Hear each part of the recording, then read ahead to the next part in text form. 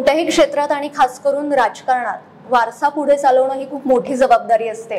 ते अजिबात सोपं नसतं, कारण खूप आव्हानं असतात. पण आज राजकारणात त्या जबाबदारीचं भान असलेल्या ज्या व्यक्ती आहेत त्यामध्ये प्रामुख्याने नाव घ्यावं लागेल ते म्हणजे सार्वजनिक बांधकाम मंत्री श्रीमंत छत्रपती शिवेंद्रसिंह राजे भोसले यांचं.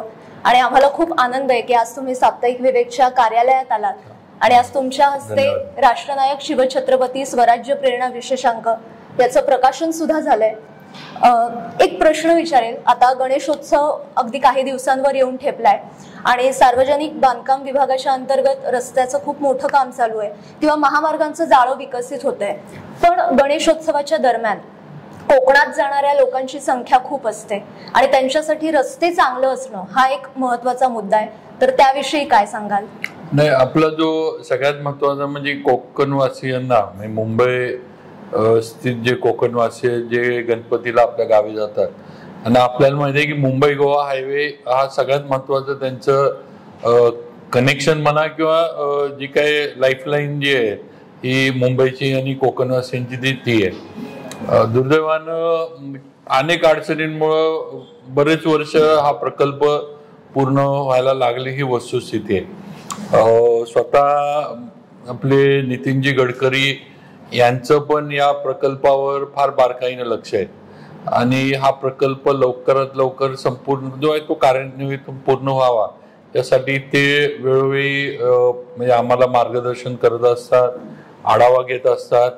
काही गोष्टी ज्या कमी पडतात ते पण वाढवून देण्याचं, नवीन कामं नवीन मागण्या ज्या येतात त्या मंजूर करून देण्याचं काम गडकरी साहेबांकडनं वेळोवेळी चालू असतं. आज पण चालू आहे. आता मध्यंतरी सुद्धा ज्यावेळेला नवीन सरकार आपलं आलं, परत देवेंद्रजी मुख्यमंत्री झाल्यानंतर मला बांधकाम विभागाची त्यांनी जबाबदारी दिली. मी स्वतः गोवा मुंबई पूर्ण हायवेचं म्हणजे स्वतः गाडीनं जाऊन सगळ्या अधिकाऱ्यांना घेऊन पाहणी केली. आता साधारण आमचं हे की एकतर गणपतीच्या आधी आता ज्या ठिकाणी पुलांची कामं वगैरे व्हायचे त्या ठिकाणचे सर्व्हिस रोड जे आहेत हे डिपार्टमेंटला, नॅशनल हायवे अथॉरिटी यांना आम्ही सूचना दिल्यात विभागाकडनं की त्यांनी ते क्लिअर ठेवल्या पाहिजेत. पुलाचं काम ठीक आहे थोडं लांबत असेल पण सर्व्हिस रोड जे आहेत ते नीटनेटके असले पाहिजेत, वाहतूक नीटनेटके सुरू असली पाहिजे. त्याचबरोबर आमचं जे काही आढावा बैठका आम्ही वेळोवेळी घेतल्या त्याच्यातनं डिसेंबर पर्यंत एक माणगाव, इंदापूर आणि संगमेश्वरचे हे तीन पॅकेज सोडले तर बाकी सगळं कोकण हायवेचं काम जे आहे हे पूर्ण होईल.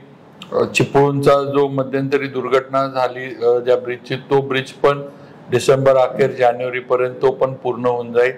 फक्त माणगाव, इंदापूर बायपास आणि संगमेश्वरचा इथलं एक पॅकेज, ह्या तीन गोष्टी थोड्या फेब्रुवारी मार्चच्या ह्याला पूर्ण व्हायला होतील. बाकी सावंतवाडी पर्यंतचं काम आधीच पूर्ण झालंय. ह्यात एकच आहे की ही कामं आपण लक्षात घेतली पाहिजे की नॅशनल हायवेकडे काही होती आणि नॅशनल हायवेची पीडब्ल्यूडी डिव्हिजन आपली आहे त्यांच्याकडे काही होती. अशी ते जरा दोन विभागांमध्ये हे असल्यामुळं जरा काही कामं आधी झाली, काही कामं थोडी नंतर झाली आणि ते म्हणजे जे सलग काम व्हायला पाहिजे होतं ते थोडं झालं नाही. त्यामुळे लोकांना काम होऊन सुद्धा त्याचं समाधान नाही. म्हणजे वस्तुस्थिती ती आहे की कामं झाली म्हणजे आज नाही म्हटलं तरी 80-90% कोकण आपला जो गोवा हायवे हा पूर्णत्वाला गेलाय. पण दुर्दैवानं काय झालं की सलग जे व्हायला पाहिजे होतं ते झालं नाही. थोडा झाला, परत थोडं काम अडकलं, मग लँड ॲक्विजिशन असेल, स्थानिकांचे काही विषय असतील, काही ठिकाणी आम्हाला कॉन्ट्रॅक्टर पण चुकीचे लागले किंवा काही ठिकाणी कॉन्ट्रॅक्टर्सनी पण लिटिगेशन केले. ह्यामुळं जरा हे झाले. पण आता ह्याच्यामध्ये अंतिम टप्प्यात आले आणि नक्कीच ही जी काही 2-3 स्पॉट मी सांगितले हे सोडून बाकीचे एवढी कशेडीचे आता दोन्ही टनल सुरू झालेत ते पण म्हणजे थोडं लिकेज वगैरे आहे पण ते काही धोकादायक विषय नाही आहे. ते थोडं नॅचरलही आहे म्हणजे पावसाचं पाणी वगैरे वरणं हे पण ते काही धोकादायक नाही आहे. तर ते पण लिकेज काढण्याचं वगैरे जे आहे ते काम सुरू आहे. याला धरूनच एक प्रश्न विचारते.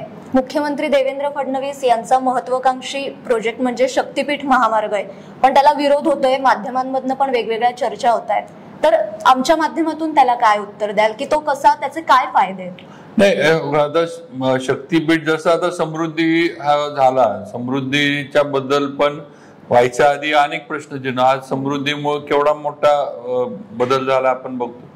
आज नागपूर आणि सगळा विदर्भाचा सगळा मुंबईशी किती 6-7 तासामध्ये आपण आता पोहोचतो. तसं शक्तीपीठ जे आज कसं आहे, रिलिजियस टुरिझम जे आपण म्हणतो ते रिलिजियस टुरिझम सुद्धा आता वाढायला लागले. लोकांना म्हणजे देवदर्शन, गड किल्ले ह्या गोष्टी, आता लोक सुट्टीला जायचं म्हटलं तर ह्या गोष्टीला पण जातात. असं काही नुसतं एन्जॉयमेंटला किंवा नुसतं हे करायला लोक जात नाहीत. हे पण आहे, रिलिजियस टुरिझम पण एक उत्पन्नाचं किंवा एक राज्य म्हणून आपण त्याच्याकडं एक हे बघितलं पाहिजे. किंवा गड किल्ले जे आहेत त्यांना पण गड किल्ल्यांचं याच्यासाठी म्हणजे कनेक्टिव्हिटी वगैरे ह्या गोष्टी चांगल्या राहिल्या पाहिजेत. त्याचाच एक भाग हा शक्तीपीठ हायवे आहे. आणि आपल्याला पण माहिती आहे की कुठलंही नवीन काम करायचं म्हटलं की विरोध हा आधी असतो. काम सुरू व्हायच्या आधी विरोध करणारी तयारच असतात, त्याला काही शेवटी पर्याय नसतो. आता लोकशाही म्हटल्यावर ह्या गोष्टी होत राहणार. पण हा मुख्यमंत्री देवेंद्रजी फडणवीसांचा म्हणजे जसं समृद्धी त्यांचा प्रोजेक्ट होता तसा हा प्रोजेक्ट आहे. हा प्रोजेक्ट महाराष्ट्र सरकारच्या वतीनं, महायुती सरकारच्या वतीनं पूर्ण ताकदीनं पुढे जाणार आहे. विरोध करणाऱ्यांचा जे काही शंका असतील त्याचं पण निरसन हे होईल. कोल्हापूर जिल्ह्यामध्येच थोडा विरोध आहे, नाही तर बाकीच्या जिल्ह्यांमध्ये नाही आहे. तर कोल्हापूर जिल्ह्याच्या लोकांना पण मध्ये देवेंद्रजींनी जाहीर केलंय की त्यांना पण घेऊन बसून काय असेल ते आपण त्याच्यातनं त्यांच्या शंका किंवा काय असेल मार्ग आपण काढू. तुमचे वडील अभयसिंह राजे भोसले यांचा वारसा तुम्ही पुढे चालवताय. नुकतीच गुरुपौर्णिमा झाली आहे.